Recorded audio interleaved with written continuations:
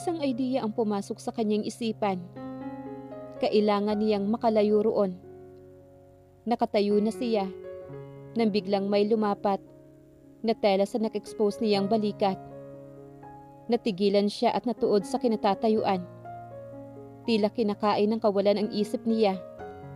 Ang pamilyar na amoy, ang tembro ng boses, ang tila pananayo ng mga balahibo niya. All of a sudden, dumantay sa balat niya ang mainit na kamay ng estranghero. Parang nananadya ang pagkakataon na para bang bumagal sa pag-inog ang mundo.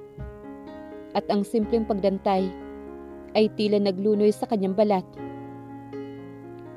Gumuhit ang kakaibang kilabot mula sa balikat niya at kumalat sa lahat ng bahagi ng katawan niya. It was like a wildfire. Tila ba ang init na iyon ay tila ba nararamdaman niya at familiar sa kanya? Pero imposible. Parang may utak ang mga kamay na hinila ang magkabilang side ng panlalaking coat na iyon. Hindi niya eksaktong matukoy kung nasa mismong harapan niya ang lalaki. Pero tuwid niyang itinuon ng pansin sa harapan. Nagtatalo ang isip niya kung ibubuka ang bibig o mananatiling nakatiklong. Pero may isang boses sa utak niya ang bumubulong na alamin kung sino ang lalaki at patunayang mali ang hinala niya. Thanks God at nandito ka lang pala. Raya, as always, si Hana ang laging sumasalba sa kanya. Mr. C, I'm glad na nandito ka na rin sa wakas. Halos maliyo-liyo na ang utak ko sa dami ng mga bisita. Mr. C? Mas lumiyo pa sa kanya sa pakiramdam ni Hana ang buong kamalayan niya. I'm sorry, but I had to head home for an emergency. Binalot ng hindi maipaliwanag damdamin ang buong pagkatao niya. Oras na mas naging malinaw ang boses ng lalaking kaharap niya ngayon. Hindi siya pwedeng magkamali. It was him. Ganoon pa rin ang buong barito ng boses nito. Hindi na ganoon ka maautoridad. Tila may suyo na ito. Raya, finally, magagawa na talaga kitang ipakilala sa sinasabi kong mabait at generous na business partners ko. Ang saya ng boses ni Hana. Kabaliktaran ng pakiramdam niya. Wala nga naman itong alam sa malalim na detalye ng buhay niya. Ang alam lang nito ay ang ibinigay niya noong nangyaring aksidente. Everything else about her past, itinapon na niya. Wala naman talaga at walang halaga kung babalikan at aalalahanin pa niya dahil walang maganda. Miraya, mas pumait ang pakiramdam niya. Tila ba pag binabanggit nito ang pangalan niya, tila ba inaangkin nito siya. Nakakagalit. Gustong mag-rebelde ng puso niya. Napapaisip siya at napagtagpi-tagpi ang mga pangyayari sa nakalipas na mahigit 1 buwan. Ang biglaang pagkakaroon ni Hana ng business partners, ang pagpapatayo ng bahay sa tabi nila, ang sunflower sa bakuran, ang treehouse, ang pamilyar na amoy, ang pakiramdam na tila may nakatitik sa kanya palagi, ang epekto ng simpleng pagdantay sa balat niya. Lahat-lahat. And it was because of this man. Kumuyom ang mga kamao niya. Gusto niyang ipatama ang nakabulang kamay sa mukha ng lalaking ito. Naubod ng pagpapanggap. Ano ba ang laro na gusto nito? Ano ang motibo? Hindi lang simpleng coincidence ang mga nangyayari. Planado ang lahat. This man meticulously planned it well. Hanggang ngayon, makasarili pa rin ito. Paano nga naman ba magbabago ang isang hayop? Alam na kaya nito ang totoo. Sumalakay ang mas matinding takot niya, pero mas nangingibabaw pa rin ang tapang at galit. Parang sasabog na ang dibdib niya sa halo-halong mga emosyon. Miraya, Gusto niyang marimarim sa sandaling marinig muli ang pangalan niya mula sa bibig ng walang hiyang lalaking ito. "Oh, kilala mo pala ang kaibigan ko?" There was an unmistakable surprise. Saka ito tumawa si Hana. "Mabuti naman at magkakilala na pala kayo. But still, for formalities, I'll formally introduce you to each other." "Nunid na, Hana. Kilala ko na siya. Kilalang kilala." Hindi niya naitago ang pait sa boses niya, pero sinikap niya pa ring magmukhang okay. Hindi niya bibigyan ng satisfaction ang lalaking ito na makitang nasasaktan siya. Nakaahon na siya. Matagal na. Gusto niyang ipakita rito na hindi siya ang dating babaeng baliw na baliw sa atensyon at pagmamahal nito. Bulag man ngunit, mas matapang na siya ngayon. "Excuse me, Hana. Gusto ko munang lumabas. Para kasing pumait bigla ang dampi ng hangin sa balat ko. Nakakasulasok ang amoy. At baka magbara ang lalamunan at malason ang baga ko." Walang anumang kinuha niya ang cane na nakapatong sa ibabaw ng mesa at pumihit. Gusto na niyang tumakbo papalayo pero nanatili siyang mataas ang noong naglalakad ng buong kampante. "Raya," isinawalang bahala niya ang pagtawag ni Hana sa kanya. Sa abot ng makakaya niya ay binilisan niya ang paghakbang ngunit nabunggo ang mga paa niya sa kung anong matigas na bagay. Sumigid ang kirot sa kanyang binti. It was too painful. Nalukot ang mukha niya sa tindi ng sakit na kanyang nararamdaman. Pero ang sakit na nararamdaman niya, walang-wala ito kumpara sa sakit na ibinigay sa kanya ni Conrad noon. Akala niya wala na, pero sariwang-sariwa pa rin pala. "Mira, please, let me help you. Lumayo ka sa akin." Kaagad niyang ipiniksi ang kamay nito na humawak sa kanya. Diyos ko, ayaw niyang lumikha ng eksena sa mahalagang araw para kay Hana. Pero ang lalaking ito, sinasagad ang pagtitimpi at pasensya niya. "Lumayo ka." Sa mga oras na iyon, nagawa niyang hinaan ang mariinang boses. Ang mga bagang niya ay nangangalit na. "Mira, anong ibig sabihin nito?" Kuryusong tanong naman ni Hana. Nalilito ito sa nagaganap sa kanila ni Conrad. The tensions was apparent. "Gusto ko nang umuwi." Mababang boses niyang sagot at kaagad na naglayo at naglakad papalayo.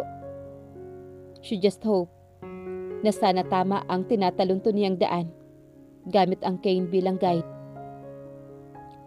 "Miraya, please. Let's talk, please." Hindi ugali ng isang Conrad ang makiusap. Nakakapanibago.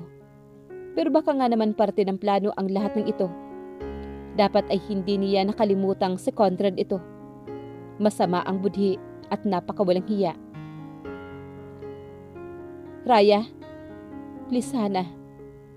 Kung ayaw mong mahaluan ng hindi magandang impresyon ang opening night mo, hayaan mo akong makaalis. At para sa lalaking to, hindi na siya sigurado kung tama ang itinuro ng daliri niya. Ayaw kong lumapit-lapit siya sa akin."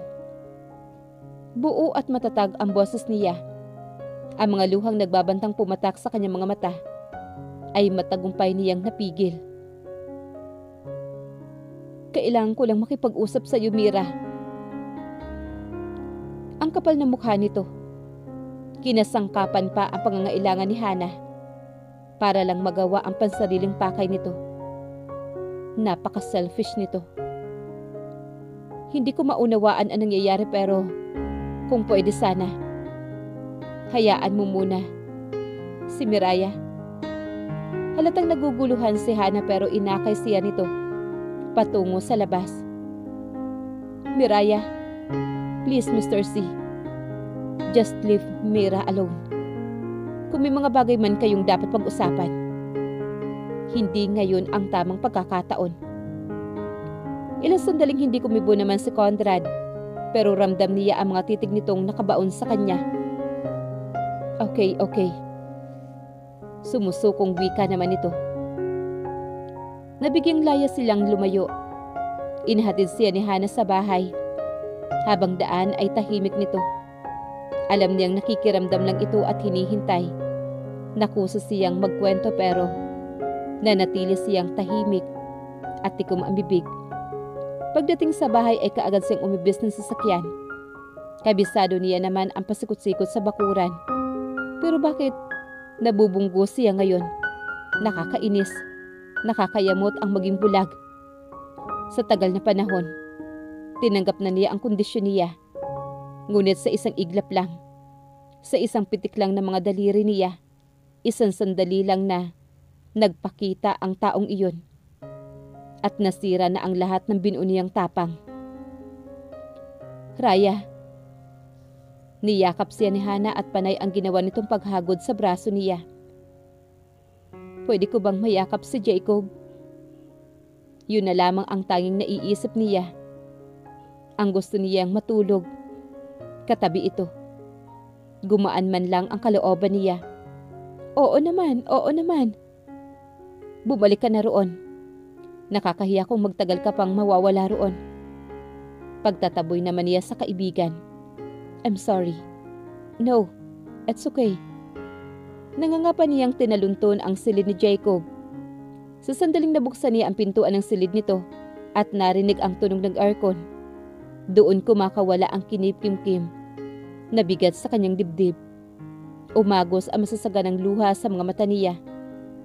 Kinasusuklaman niya ang gabing ito na nagsisimula na naman siyang umiyak dahil sa lalaking iyon. Okay na ako. Dumating ka pa. Hayop ka. Hinamig niya ang sarili. Sinikap niyang pigilan ang pag-iyak. Marami na siyang nailuha nang dahil sa hayop na iyon. This would be the last. Gamit ang likod ng mga palad, ay tinuyo niya ang mga luhang namamalisbis sa kanyang pisngi. Tinungo niya ang kama nito at kinapa ang gilid niyon. Hanggang sa matagpuan ng kamay niya ang mga paa ni Jacob na nasusuotan ng medyas. Hanggang ngayon, hindi ito nakakatulog ng walang medyas. Gumapang siya sa tabi ng bata at maingat na tumabi rito. Bihira niya itong ginagawa pero ito lang ang tanging paraan na alam niya na magpapakalma sa pakiramdam niya. Niyakap niya ang nahihimbing na bata. Tila medisina na nilulunasan ang matinding karamdaman. Maingat at masuyo niyang dinampian ng halik ang matambok na pisngi. Ilang ulit din. Hindi niya kailanman pagsasawa ang gawin ang bagay na ito ng paulit-ulit. Pagkatapos, ay mahigpit niyang niyapos ang maliit na katawan ni Jacob habang inunan ang ulo nito sa kanyang kaliwang bisig. Basta nandito ka lang sa tabi ko. Okay lang ako. Ang mabini at pinong mga halik na dumadampi sa mukha ang nagpagising sa buong kamalayan Miraya. Nanunuot kaagad sa kanyang ilong ang pamilyar na amoy. Nasa ibang kama siya at suot pa rin niya ang damit kagabi. Nalipasan na pala siya ng umaga na nakisiksik sa maliit na kama ni Jacob. Good morning, nanay. Ang marinig ang malambing nitong boses ay nagdudulot ng gaan sa pakiramdam. Mabilis siyang napangiti rito. Paano bang hindi kung ito ang bubungad sa kanyang umaga? Good morning. Kinapa niya ang pisngi nito at bahagyan niyang pinisil ang tungki ng matangos nitong ilong. Pinaraanan niya ng umbok ang pisngi nito. Halin ka na po, nanay. Mommy and I made breakfast for you po. Umahon ito sa kama at hinila ang maliliit nitong mga kamay, ang mga palad niya. Kaya naman napabangon na rin siya. Magkahawak kamay silang lumabas ng silid. Mauna ka na sa kitchen, okay? Okay po, nanay. Lumuhod siya upang magpantay sila ni Jacob Alam mo bang lagi mong pinasasaya ang puso ko? Hinaplos niya ang buhok ng bata. Medyo mahaba na at kailangan ng gupitan. Are you happy with me, nanay? Kinuha niya ang maliit na kamay nito at inilapat sa dibdib. Naririnig mo ba ito? Idinaitin nito sa tainga ang dibdib niya. Malakas po, nanay. Mas lumapad naman ang ngiti niya. Dumadagugdog po ang puso ko dahil sa'yo, alam mo ba yon? Talaga, nanay? Ginawaran niya na mabining halik ang bumbunan nito at saka ginulo niya muna ang buhok ng bata bago niya ito hinayaang makalayo. Nangangapa siyang naglakad pabalik sa silid niya habang nakatayo sa bungad ng pintuan. Kusa namang nanarariwa ang unang beses na tumungtong sa silid na ito. 5 years ago, nang una siyang pumasok sa kwartong ito. Naupo siya sa gilid ng kama at pinalipas ang ilang minutong tahimik lang na nakaupo. Ngayon lumilitaw na muli sa buhay niya si Conrad. Napipinto na namang magbago ang lahat. Pero hindi niya hayaang sirain ito ang ilang taon niyang pinanday na kumpiyansa para sa kanyang sarili. Malakas at matatag ka na ngayon, Miraya. Pinagasya niyang maligo. Nagbihis siya ng mas komportableng damit. Kumakalam na ang sikmura niya. Hindi maayos ang naging hapunan niya kagabi. Gusto ko lang siya makita, Hana. Nasa gitna siya ng sala nang makarinig ng mga boses sa labas. Kaya naman natigilan siya. Boses ni Conrad ang naririnig niyang kausap ni Hana. Please, leave Miraya alone. Gusto ko lang naman siyang kumustahin. Kahit sandali lang. Dinaga kaagad ng pagprotesta ang dibdib niya. Kumustahin na para bang walang nangyari. Hindi maganda sa pagitan nila. Kamustahin na para bang magkaugnay pa rin ang mga buhay nilang dalawa. Kung ano man sila noon, ay isang dilobyo. Isa sa pinakamasamang nangyari sa buhay niya. Noong pumasok siya at pinapasok niya sa buhay niya si Conrad. Kahit sandali lang, Hana, please. Kung sa naiibang pagkakataon na marinig niya ang pagsusumamo sa boses nito, baka kusa ni siyang tumakbo, papalapit sa lalaki at niyakap ito ng buong higpit. Handa siyang ibigay ang buong pagkatao niya para lamang dito. Noon yun, noong baliw pa siya, nauubos din pala ang pagmamahal. Kung anuman ang nararamdaman ng puso niya ngayon, walang iba kundi galit para sa lalaki. Mira, kausapin mo naman ako. Naikuyom niya ang mga kamao nang marinig ang malakas at iskandalosong boses nito. Kumakalampag din ng gate. Ate, kanina pa po yan si Sir Pogi sa labas. Hindi pa sumisikat ang araw, nandyan na yan. Baka nga kagabi pa yan dyan. Si Jacob, nasa kitchen po. Hindi pinapalabas ni Ma'am Hana. Huwag na huwag mo siyang palalabasin, okay? Bili naman niya kay Mel bago tinalunton ang pintuan. Saan ka pupunta, ate? Susulong sa giyera. Matigas ang ekspresyon niya. Once and for all, gusto niyang makausap ang demonyo. Inaninag niya ang liwanag na nagmumula sa labas ng main door. Humawak siya sa hamba niyon. Pakiramdam niya kasi ay halos matutumba siya sa tindi ng panginginig ng mga kalamnan. Literal na galit siya. Nakakasira ng umaga ang marinig ang boses ng taong ito. Hindi niya kayang ipaliwanag ang galit na kanyang nararamdaman. Nagiinit ang bawat sulok. Nagmamarakulyo niyang dibdib. Malakas ang pintig ng kanyang puso anytime Sasabog siya na para bang bulkan. "Nanay, stay inside, Jacob." Bumuga siya ng hangin at pilit na pinakalma ang sarili. Kahit na ang totoo ay imposibleng magawa pa niya na gawing patatagin ang damdamin. Sinundan niya ang mga boses na nag-uusap. Nasa gate ang mga ito. Nasa gitna na siya marahil. Nakatayo sa walkway nang natigil sa pag-uusap ang dalawa. "Mira." Kaagad na lumapit si Hana sa kanya at tinawakan siya sa braso. Nasisinsan niya ang pag-alala nito. "Gusto ko siyang makausap." "Sigurado ka ba talaga?" Nanunukot ang tingin ni Hana. Malamang patititig nito. "Siguradong sigurado. Pwede mo na akong iwanan. 5 long years. Wala nang dapat pag-usapan pa. Pero pagbibigyan niya ang huling pagkakataon. Ramdam niya ang pag-aatubili ni Hana, pero nagpahinuhod ito sa huli. Iniwanan siya nito ng tapik sa balikat.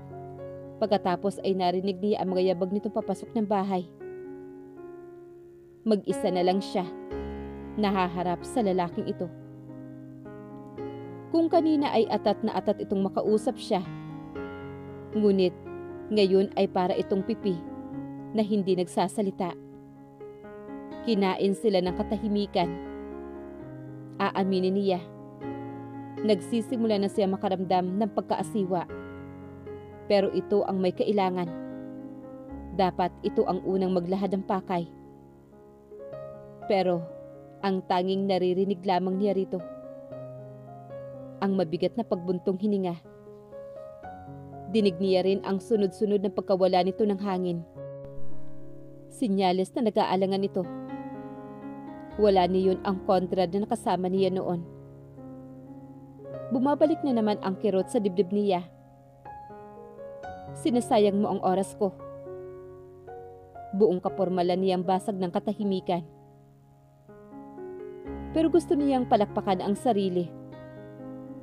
Gusto niyang makita, kahit na nga ang totoo, binabayo ng galit ang dibdib niya. Pero nanatili siyang kalmado. Mas pinapatagal, mas lumalawak ang inis at galit niya. "Pipi ka ba?" Umigit ang binubuksang pedestrian gate. Pumasok ang hayop, kahit walang imbitasyon. In an instant, nanuot sa ilong niya ang pamilyar na amoy. Dati ay kontento na siya, kahit ang maamoy lang ito, kompleto na ang araw niya.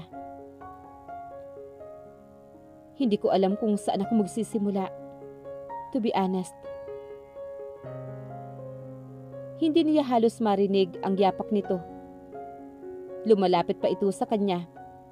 Umaatras siya. Ayaw niyang mapalapit sa walang hiyang lalaking ito. "Hanggang dyan ka na lang. You are trespassing. Kung ayaw mong ipahuli kita sa barangay, dyan ka lang." Ayaw niyang mapalapit dito. Period. "Mira, sinasayang mo ang oras ko. Nagpapanggap ka pa para lang paulit-ulit na banggitin ang pangalan ko. Nakakaumay ka. Nakakasawa, nakakasuka." Naging matunog ang pinakawalan nitong buntong hininga. Naninibago ito sa tapang na ipinapakita niya sa ngayon. "Naiintindihan kong galit ka. Hindi kita masisisi. Nasaktan kita. Kaya nasa iyo ang lahat ng rason para kasuklaman mo ako. Lahat ng rason. Kung alam lang nito pero mamamatay siyang hindi nito malalaman ang gusto nitong malaman. I missed you, Mira. Sinungaling. Napakasinungaling. I'm sorry.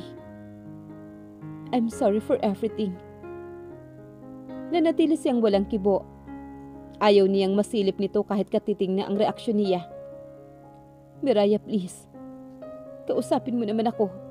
Kahit sumbatan mo pa ako." Ano ba ang saysay kung sasabihin niya ang lahat ng nasa loob niya? "I love you." Ang daling bitawan para sa isang kagaya nito ang katagang iyon. Ang husay magtahi ng mga kasinungalingan. Nakalimutan niya. Mahusay itong negosyante at pati si Hana ay naguyo nito. Pero tapos na siya sa lahat ng kasinungalingan nito. Mira, kung wala ka ng iba pang sasabihin, makakaalis ka na. Nakita mo na ako, hindi ba? Tapos na ang pakay mo. Tumalikod siya at nagsimulang humakbang, ngunit bigla na lang siyang nanigas sa kinatatayuan. Ang matigas nito mga braso ay nakayapos sa kanya. I'm sorry. Paulit-ulit nitong sinabi, habang ang mukha nito ay nakabaon sa leeg niya. Dinig niya ang mga pagsinghot nito. Umiiyak si Conrad. Ang utak niya, ang puso niya, ang buong sistema niya ay panandali ang nagkaroon ng kaguluhan. Hindi niya maintindihan ang nararamdaman ng mga oras na iyon. Nabuhay sa isang bahagi ng puso niya ang pangungulila rito. Kinasusuklaman niya. Isang yapos lang. Nabubuhay na kaagad ang isang damdamin na hindi dapat. Bakit ngayon lang? Kasabay niyon ay hinalungkat. Ang ultimo kaliit-liitang hinanakit na nakatago sa puso niya. Walang karapatan ang taong ito na paglaruan ang damdamin niya. Pero matagal siyang pinaglaruan ito. Inipon niya ang lahat ng lakas. Sa isang iglap ay itinulak niya ito papalayo sa kanya. Pabigla siyang humarap dito. Umigpaw ang palad niya. Magkasunod na sampal ang pinatama niya rito. At sana lang tumama iyon sa mukha nito. Inulit pa niya ng 2 beses. Kulang pa yan. Kulang pa yan. Nagpupuyo sa matinding galit. Naiiyak siya. Pero nagawa niyang pigilan ang mga luha niya. Nangako siya kagabi. Huling beses na siyang iiyak para sa lalaking ito. Dahil hindi karapat-dapat ang lalaking ito. Nabigyan niya ng mga luha.